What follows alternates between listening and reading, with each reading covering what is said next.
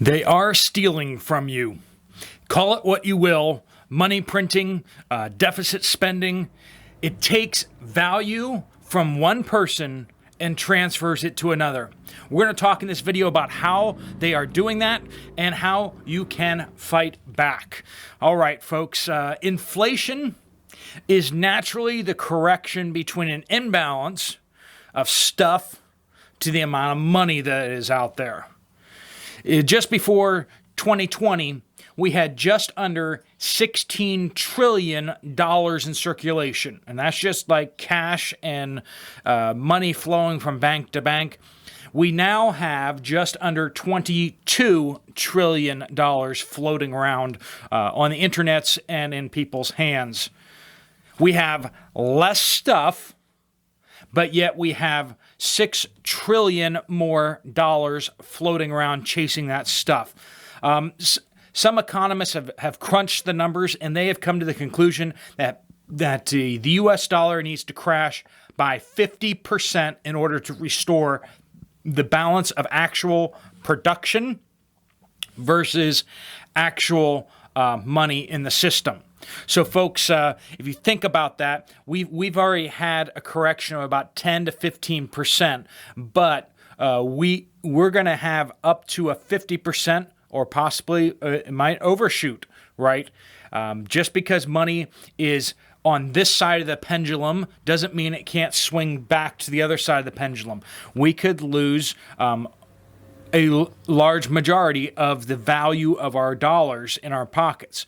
And that's assuming that the governments don't start printing more money, which, when have you known the governments not to react to a crisis by printing more money? I mean, that's like what they do. It's New Zealand right now, they're handing out cash in order to make up for inflation. It's like you don't understand the fundamental premise of what inflation is. Too much money, not enough stuff. So you're handing out money to people in order to buy more stuff. That doesn't work. In fact, that makes the situation even worse. You're transferring wealth and value from one person or many people to other people. And when you are transferring money from the people to the people, at best you're playing a shell game, and at worst you are actually speeding up the inflationary cycle. That is just ridiculous on its face, and ridiculously stupid on so many different levels. So the government has responded to this crisis by printing more money as the factories shut down, as production dropped significantly. I mean, you go out there and someone was just talking about they went to JCPenney and they were listening in. And not only were the stocks out on the floor just way down, there's just less stuff on the shelves, but a person was checking out and they heard them say, can I keep the hangers? And the person at the checkout said no, because there is a hanger shortage. I mean, just like you keep hearing that everywhere. Restaurants are saying there's straw shortages, there are cup shortages, they're having issues of getting tomatoes in, they're getting, I mean, just like one shortage after the next. There's the formula shortage, there's the diesel shortage, there's the DEF shortage, I mean, we could just sit here and list 200 items that are in shortage right now without even batting. I could do that off the top of my head, I think. We just have one shortage after the next. The peanut butter shortage caused by the recall. We have the chicken shortage. We have the egg shortage. We have less stuff. And yet we have more dollars, more money out there. And that is causing big problems. Where else is money coming from? So cash in the system is one thing, but there's another thing that's even bigger, right? We're talking about $22 trillion in the system, but we have, when we talk about currency and derivatives, we're talking $613 trillion worth. Now, when we talk about derivatives, we're talking about stocks, we're talking about options, we're talking about this type of these assets, digital assets that could be converted into cash theoretically. Now, of course, if everyone runs to the fire exit at the same time and nobody's buying, then it goes to zero. So if you own derivatives, right, things that aren't actually attached to some sort of tangible value. Now, stocks are at least attached to the value of a company. So theoretically, you could just buy up all the stocks and then sell all the assets in the company, and you theoretically have value there. But most businesses are not priced anywhere near the asset values that they have. They have so much built in for future sales, so many assumptions. A lot of these companies are still trading at 80 to 100 times their earnings. A lot of companies still out there aren't earning anything. They're losing money still, and yet they're priced, 10, 15, 20 times sales. It's just ridiculous what's out there. But when we start counting in all these derivatives, we're at $613 trillion. So as the stock market has gone up in the past couple of years, as the value of housing has gone up, that has been effectively creating more and more value without creating more stuff. So the stuff is down. There's less stuff to be bought. But the value that everyone looks at their portfolio and says, I'm worth more money, so I can spend more money.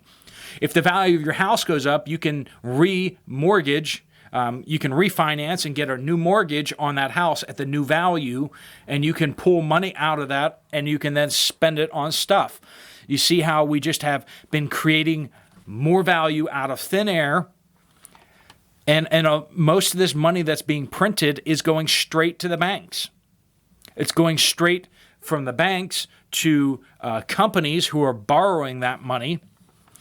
Some of the companies are borrowing all that money and buying up houses, which is one of the main reasons why the housing market's been on fire, has been because companies like BlackRock are going out there and buying up houses by the neighborhood, and then they're turning them into rental properties.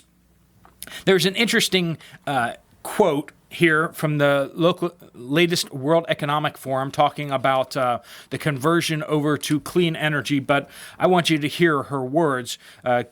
Kirsten Brothen, she is the CEO of a major Norwegian bank, and she was speaking at the World Economic Forum, and she had this to say: "There will be some pain in the process.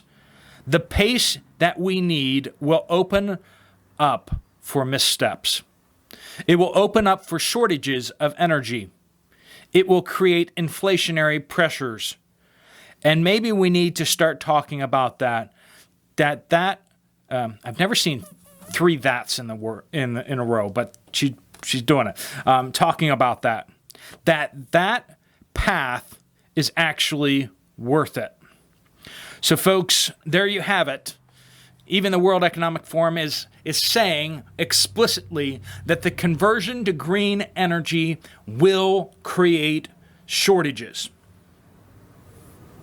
It will create inflationary pressures, because we're going to take a whole bunch of assets, factories that produce electricity, and we're going to get rid of them. We're going to take this stuff off the market, and we're going to take more stuff off the market in order to build these new assets to replace them. And at the same time, we are going to increase money out there, which is inflationary, right? They are creating inflationary pressures. They are increasing energy instability in order to convert us over to this one aspect of their plan, which is green renewable energy. Now, whether you like that or not, you cannot deny the simple fact that they are destroying stuff, and they're using government money to print more money. That's inflation. And even their greatest proponents are admitting that the conversion to green energy will create energy shortages. And if we want to get into it, what is causing food shortages? Energy shortages. The lack of natural gas and the prices up on natural gas means less fertilizer is produced, which a lot of farmers are not putting fertilizer on the fields around the world. A lot of farmers are using less fertilizer on their fields. And what runs our trucks? DEF, which comes from the same components of fertilizer, urea, and in addition to that, diesel, right? That moves things around our country. Less stuff and yet more money. As we transition to green energy and to all the other aspects of their wonderful plan of allowing us to own nothing and yet forcing us through social credit scores to make sure that we only pretend like we're happy about it.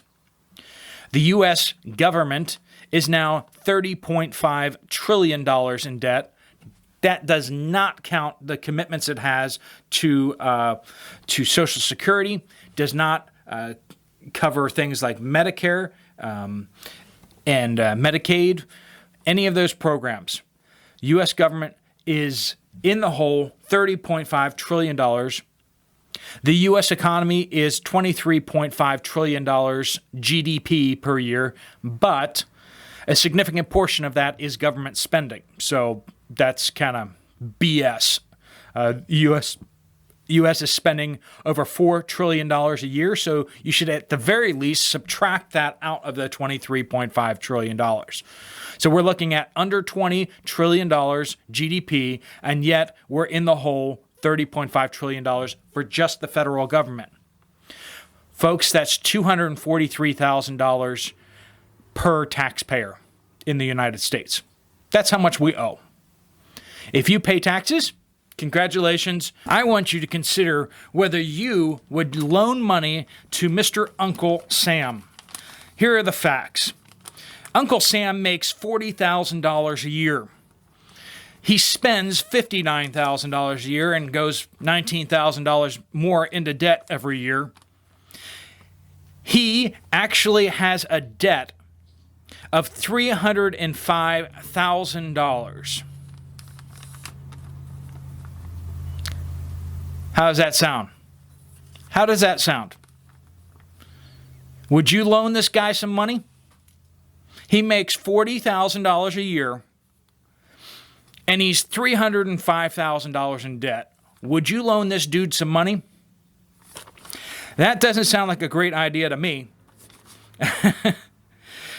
He's spending about $400 a year, if I got my math right on that. Yeah, no, $5,000, about $5,000 per year on interest. So he's making $40,000 a year, and he's spending $5,000 of that in interest payments on his $305,000 of debt. And as the interest rates go up, how much of that money is he going to spend on interest? It's going to grow very fast, very fast. Folks, that's where we are with situation. It's absurd to the up the wazoo. Folks, that's where we are. You need to make some smart choices. How can you defend yourself against these inflationary pressures? You need to buy stuff. You need to convert your dollars as fast as possible into stuff. That means buying up food. That means buying up real estate if you can. Real estate's pretty pricey right now, but buying up assets like silver, gold. Convert your dollars into assets. That's what smart people are doing right now. They are, it's a game of musical chairs. There's only so many chairs of stuff, and there's tons of people with money. You need to get onto a chair and convert your money into stuff. And that's the only way you can really beat the system. All right, folks, we got another video here that you might want to check out. I can see you over there. Otherwise, I will see you later. Steve Poplar, out.